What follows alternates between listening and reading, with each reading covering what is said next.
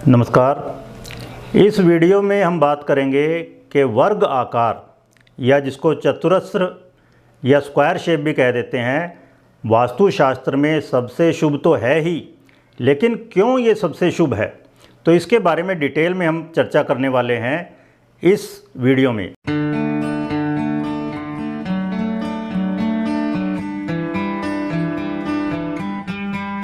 तो वास्तुशास्त्र और आर्किटेक्चर के अनुसार स्क्वायर शेप, वर्गाकार और इवन आयताकार भी अगर लंबाई चौड़ाई से सवा गुना तक है तो इसको लगभग वर्गाकार ही माना जाता है। मान लो अगर चौड़ाई 8 है और लंबाई 10 हो जाए तो वो लगभग वर्गाकार ही माना जाएगा। तो ये वर्गाकार और आयताकार भूखंड और निर्माण यानी कंस्ट्रक्शन, चाहे प्राइवेट बिल्डिंग हो चाहे पब्लिक बिल्डिंग हो, सभी के लिए शुभ है, सभी के लिए बेस्ट है। ये जो शेप हैं वर्गाकार और आयताकार आरोग्य देते हैं, हेल्थ देते हैं, धन दौलत देते हैं, वेल्थ, आपकी पोजीशन बहुत स्ट्रांग बनाते हैं और जनरली हैप्पीनेस देते हैं, खुशियां देते हैं। तो ये आकार मतलब वर्गाकार और आयताकार जहाँ के लंबाई सवा गुना से ज़्यादा ना हो चौड़ाई की, ये बहुत ही शुभ हैं। धन का अंबार लगाने वाले आकार हैं ये वास्तु में। तो भारतीय वास्तुशास्त्र में भी जो वास्तु पुरुष है और पश्चिमी आर्किटेक्चर में विट्रूवियन मैन है, जिनके बारे में मैं बहुत डिटेल में पहले से चर्चा कर चुका हूँ अपनी एक वीडियो में, इन दोनों को नॉर्मली आप देखेंगे एक वर्ग में ही दिखाया जाता है। स्क्वायर शेप ली जाती है उनको दिखाने के लिए, ना केवल इंडियन आर्किटेक्चर में, इंडियन वास्तु में, बल्कि वेस्टर्न सिस्टम में भी। आप देखो एक शब्द है ना, 4 दीवारी। अब देखो 4 दीवारी या कोई 3 दीवारी या 5 दीवारी नहीं है, मतलब एनक्लोजर के लिए किसी भी कमरे का एनक्लोजर हो या पूरे मकान की बाहर की बाउंड्री वालों, 4 दीवारी शब्द है। इसी से पता चल जाता है कि वर्ग कितना शुभ है।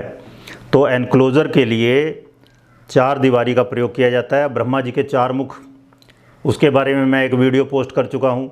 उन्हीं 4 मुखों से 4 प्रकार के वास्तुशास्त्रियों का, शिल्पियों का उद्गम हुआ, जन्म हुआ।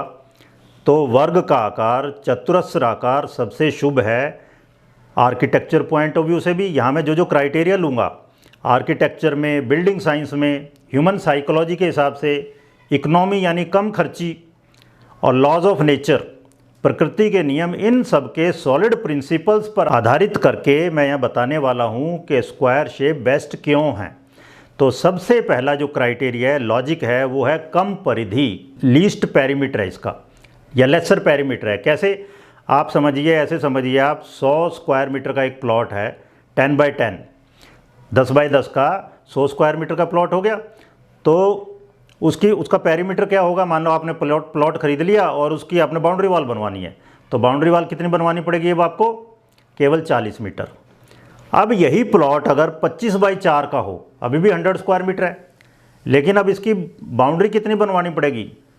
2 टाइम्स ब्रैकेट में आप रखोगे 25 + 4, मतलब कितना हो गया? 58 मीटर बाउंड्री वॉल बनवानी पड़ेगी। एरिया उतना ही आपका, पैसे उतने खर्च किए आपने, लेकिन पहले बाउंड्री वॉल थी 40, अब 58 हो गई, मतलब 1.5 गुना तो आपका यहीं खर्चा हो गया। पहले अगर 1 लाख रुपए लग रहे थे, आपके 1.5 लाख लग गए केवल बाउंड्री बनवाने में। और यही प्लॉट अगर 50 बाई 2 का हो, 50 मीटर बाई 2 मीटर, अभी भी 100 स्क्वायर मीटर है, लेकिन अब आपकी बाउंड्री वॉल कितनी हो जाएगी? 104 मीटर की। 104 मीटर, जहाँ केवल 40 थी शुरू में, उसका 2.5 गुना से ज़्यादा हो गया। तो आपको पता है ना, money saved is money earned. अगर पैसे आप बचा रहे हैं, इसका मतलब अर्निंग हो रही है, तो यहाँ पे तो खर्चा हो रहा है। तो इसका मतलब आप समझ गए ना, आप लॉजिकली बता रहा हूँ मैं आपको। स्क्वायर जो शेप है उसमें पेरीमीटर कम से कम है, बहुत कम खर्चा करना पड़ेगा। एक मैंने आर्टिकल लिखा था इन्हीं शेप्स पर, जो कि जून 2000 की एस्ट्रोलॉजिकल मैगजीन में छपा था। उससे मैं थोड़ा सा उद्धरण दे रहा हूँ यहाँ। तो उसमें मैंने सिद्ध किया था लॉजिकली कि स्क्वायर शेप वही जो मैंने अभी बताया 100 स्क्वायर मीटर की है, तो उसका पेरीमीटर कुल 40 होगा। लेकिन अब उसमें आप लेंथ विड्थ का अगर सवा गुना है, 1.25 टाइम है, तो क्या हो जाएगा? पेरीमीटर 40.24, केवल 0.24 बढ़ा। सवा गुना होने पे केवल 0.24 बढ़ा। आप देखो, अभी मैंने जो बात कही थी सवा गुना तक, इसलिए स्क्वायर ही मानते हैं। लेकिन अगर लेंथ जो है अब 1.5 गुना हो जाए, चौड़ाई का 1.5 गुना लंबाई हो जाए, तो फिर पेरीमीटर होगा 40.82, अभी भी मतलब एक भी नहीं बढ़ा, एक से भी कम बढ़ा है पेरीमीटर। और अगर 2.25 गुना हो जाए तो उसमें होगा पेरीमीटर 41.58, ठीक है, लगभग 41.5। और अगर ये 2 गुना हो जाए तो पेरीमीटर हो जाएगा 42.42। तो वास्तु में इसीलिए कहा गया है कि लंबाई जो है 2 गुना तक भी बियरेबल है, 2 गुना तक चलो मान लेते हैं। लेकिन उसके बाद आप देखेंगे जैसे ही चौड़ाई से लंबाई ज़्यादा होती जाती है, 3 गुना, 4 गुना, 5 गुना, तो तेज़ी से पेरीमीटर बढ़ेगा। जिस तरह अब यहाँ पर मैं बता रखा है आपको कि लंबाई अगर किसी भी रेक्टेंगुलर शेप के प्लॉट में या बिल्डिंग में लंबाई अगर चौड़ाई का 4 गुना हो जाए तो फिर पेरीमीटर हो जाएगा 50, 40 की बजाय 50 हो गया, ठीक है ना, 25% बढ़ गया। तो इस तरह से लंबाई जितनी ज़्यादा बढ़ती जाएगी, मैंने 50/2 का एग्जाम्पल दिया आपको, इस तरह से बहुत तेज़ी से पेरीमीटर बढ़ेगा। तो ये लॉजिकली मैंने बता दिया, किसी वास्तु की बुक में नहीं है, ये लॉजिकली आपको बता दिया कि क्यों स्क्वायर या लगभग स्क्वायर का मतलब लंबाई 1.25 गुना से ज़्यादा ना हो चौड़ाई की, शुभ कहा गया है, ठीक है ना। फिर इसमें हमने और भी बातें बताई कि सर्कुलर का क्या होगा, उसका पेरीमीटर क्या होगा, इक्विलेटरल ट्रायंगल का क्या होगा, तो वो हमने डिटेल में उसमें बताया था, तो वो आप रेफर कर सकते हैं। अब आइए दूसरा लॉजिक मैं दे रहा हूँ। स्क्वायर शेप के प्लॉट में जब आप डायरेक्शन लेते हो तो उसमें 8 जोन बनेंगे, north zone, north east zone, east zone, south east zone. ये पहले हम बहुत डिटेल में बता चुके हैं जब हमने दिशाओं के बारे में बताया था, तो आप वो वीडियोज़ हमारी देख सकते हैं, सुन सकते हैं। तो जब स्क्वायर प्लॉट होगा या लगभग स्क्वायर प्लॉट होगा तो उसमें 8 क्षेत्रों में, ये 8 जो जोन है ना, इनमें समान विभाजन होता है एकदम। तो हर एक दिशा का इक्वल इफेक्ट आएगा उसमें रहने वालों पर। तो ये बहुत ही शुभ चीज़ है, क्योंकि मौसम के हिसाब से, मैंने 3 प्रकार का वास्तु बताया था, मौसम के हिसाब से आपको हर एक जोन चाहिए, ओके, तो वो सभी जोन मिलेंगे आपको। गर्मी, सर्दी, बरसात या षड ऋतुओं के हिसाब से आपको हर एक का इफेक्ट मिलता रहेगा घर में। लेकिन अगर इलोंगेटेड प्लॉट हो गया, 50/2 का है, मान लो 25/4 का है, तो कुछ जोन गायब हो जाते हैं बिल्कुल ही, और कुछ जोन बहुत ज़्यादा हो जाते हैं। ये आप खुद ड्रॉ करके देख सकते हो ज्योमेट्री के हिसाब से। तीसरा जो लॉजिक है स्क्वायर शेप बेस्ट क्यों है, वो क्या है, प्रॉपर बियरिंग कैपेसिटी। मिट्टी की भार की धारण क्षमता होती है, मिट्टी की भार धारण क्षमता होती है। जब एक स्क्वायर प्लॉट होगा तो ऊपर से जो लोड आएगा ना, छत का और दीवारों का, बीम्स का, कॉलम्स का, वो ज़मीन पे एक जैसा रहेगा। हर एक बिल्डिंग, चाहे वो कितनी ही हाई फाई क्यों ना हो, कितनी गहरी फाउंडेशन क्यों ना डालें, वो थोड़ी थोड़ी धंसती है। हर एक बिल्डिंग थोड़ा सा ज़मीन में धंसती है। जब उस पर लोड बराबर होगा नीचे ज़मीन पर, तो वो बराबर धंसेगी, तो उसमें क्रैक्स नहीं आएंगे और बिल्डिंग सलामत रहेगी। ये मतलब है। बाकी डिटेल में आप कोई भी बिल्डिंग साइंस की बुक पढ़ सकते हैं इस बारे में। चौथा क्राइटेरिया कि स्क्वायर शेप बेस्ट क्यों है, शुभ क्यों है, वो है इकोनॉमिकल स्लैब डिज़ाइन। स्लैब होती है ऊपर की जो छत, जिसे लेंटर कह देते हैं आम भाषा में, उसको टेक्निकल लैंग्वेज में हम कहते हैं स्लैब। तो स्लैब का इकोनॉमिकल डिज़ाइन कैसे होगा, क्योंकि भार सभी दीवारों पे जाएगा, तो जो स्लैब डिज़ाइन होगी वो कम मोटी होगी, कम मोटी की जरूरत पड़ेगी।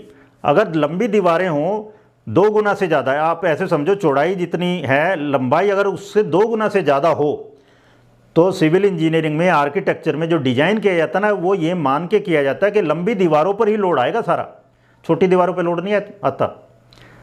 लेकिन स्क्वायर शेप में इक्वली चारों दीवारों पे बट जाता है। वो चारों दीवारों पे जब बटेगा तो स्लैब जो है कम मोटी की जरूरत पड़ेगी, कम कंक्रीट की जरूरत पड़ेगी, कम सरियों की जरूरत पड़ती है। 5वां क्राइटेरिया मैं बताता हूँ अब आपको कि शुभ क्यों है स्क्वायर शेप। मैं बिल्कुल लॉजिकल वे में बता रहा हूँ सारी बातें, और ये हमने अपनी बुक में लिखी हुई हैं। ये आर्टिकल जो 20 साल पहले छपा था उसमें मैंने दिया था।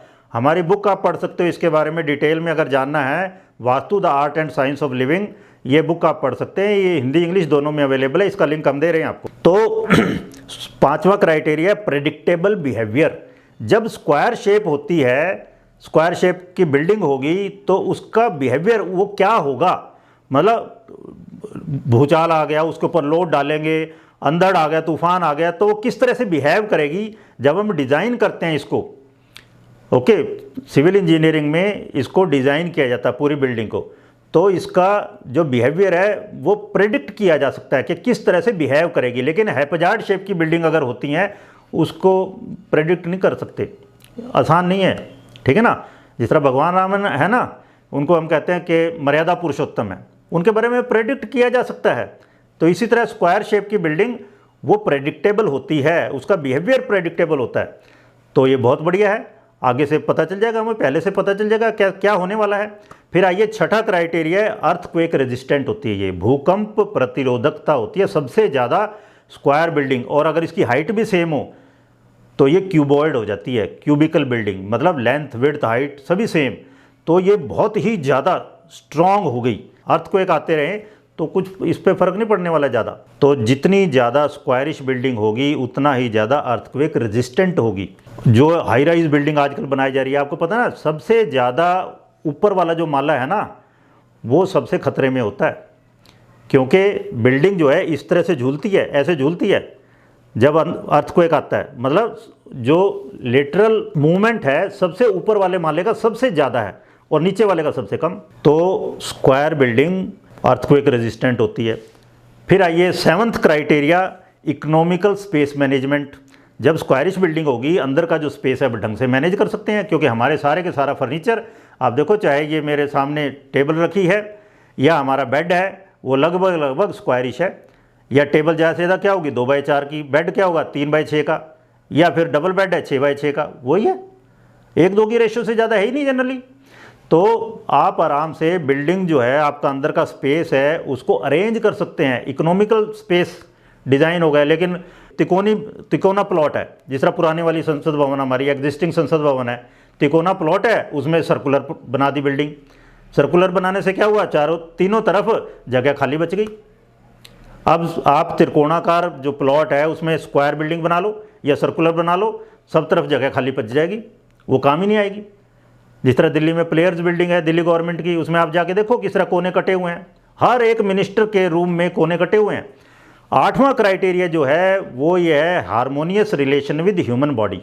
स्क्वायर शेप में ह्यूमन बॉडी आराम से फिट हो सकती है, मानव शरीर के साथ इसका बहुत अच्छे से तालमेल बैठ जाता है।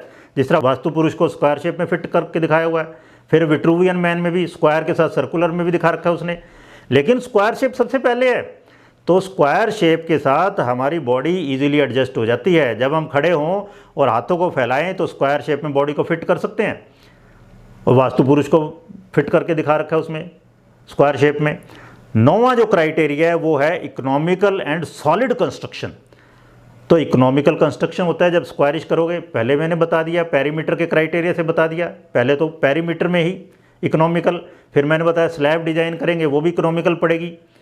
स्पेस मैनेजमेंट, ज़्यादा स्पेस आपको अंदर मिलने वाली है, कोने नहीं कटेंगे, जो स्क्वायरिश आपका फर्नीचर है सब एडजस्ट हो जाएगा उसमें, 1 स्क्वायर इंच भी जगह खाली नहीं रहेगी, ख़राब नहीं होगी। और कंस्ट्रक्शन सॉलिड होती है। चाइना में कहावत है the sage is like a square, जो संत है वो स्क्वायर की तरह है, मतलब स्क्वायर में चारों भुजाएं बराबर, दोनों उसके डायगोनल बराबर, चारों कोण बराबर, आमने सामने की भुजाएं बराबर, मतलब संत जो है वो एक समान ही है, बदलता नहीं है, वो शांत है, अंदर तक शांत हो चुका। ओके, खैर 10वां क्राइटेरिया क्या है, वर्गाकार दृढ़ता का आकार है। ये क्या है, फर्मनेस की शेप है।